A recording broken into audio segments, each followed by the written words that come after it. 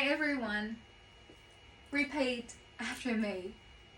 You are allowed to be everything. Thank you all for being here today. I shall take you to a journey, the one that transformed my art, my inner self, and the way I see life.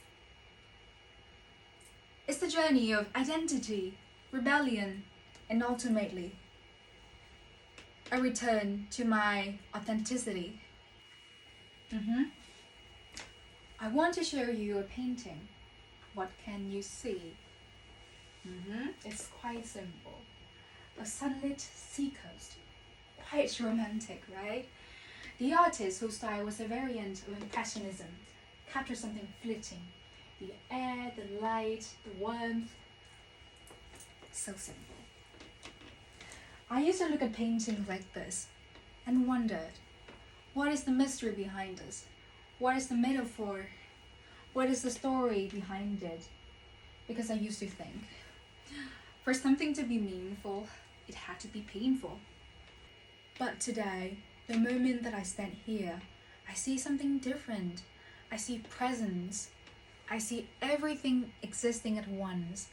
I see clarity and uncertainty, light and shadow, love and longing and happiness. And it reminds me of the moment when I stopped performing and I started being real. I started being present in the moment. And that moment, it happened when I first saw my mother cry because of me. Before that, let me tell you the beginning of all of these things, of this realization.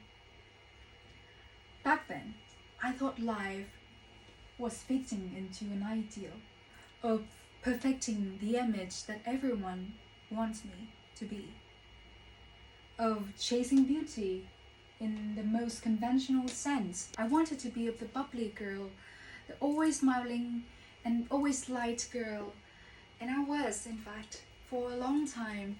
I played that role pretty well until something fell off. I grew up in a very happy family that is surrounded by love and endless support. But there seems like an unspoken rule in this world. I felt like happiness must be maintained, and sadness is an enemy. Negative emotions was unwelcome guest. I never saw my family dwell in sadness. So I thought to myself, feeling deeply, it's a flaw. And then I found myself struggling with emotions that were bright and joyful, and I thought there was something wrong with me. Art entered my life in this way, and it helped me feeling seen. I started creating more artworks, sketches, and drawings, and I've never done it before. I got promoted on social media. There are people finding me for sharing, and I feel lucky as ever. I tell you, I was on cloud 9 all the time. People said so to me, because I can finally let myself feel everything and embrace the complexity of being human. But things weren't easy that way. I fell into another trap. I wanted more. I was so greedy. I wanted to be an extraordinary person. Which life do I want? Torture artist or bubbly girl? Let me tell you, I wanted to be a famous artist, to be intense, to be profound. So I studied lives of Van Gogh and other artists with tumultuous life, and I accidentally romanticized suffering. And I thought to myself, in order for my art to be profound, I need to be broken too. I told myself so. Maybe real art comes from pain. I absorbed darkness like a sponge. COVID-19 was the perfect reason to do that. I withdrew from my family and friends, rejecting warmth and support I once cherished, and I locked myself in a world of dark journals, gravitating towards dark psychology, philosophy, and journals that glorify detachment, I surrounded myself with people who are opposed to society, who praise themselves for being misunderstood. I was like that, but I was becoming someone special. People admired me for my intensity and my mystery.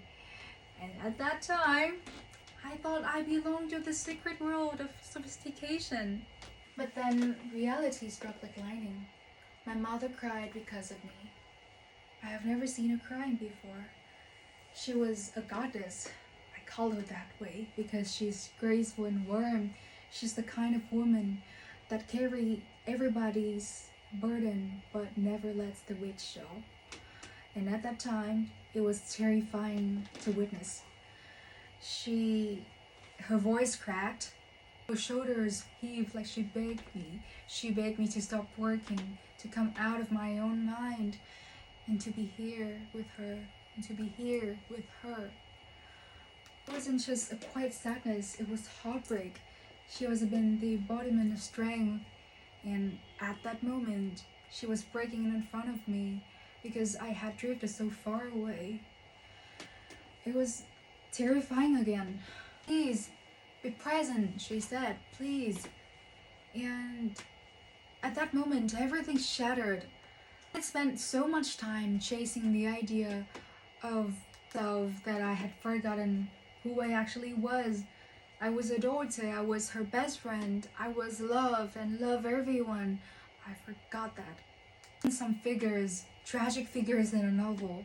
I wasn't any archetype of torture artist. Again, I was her love.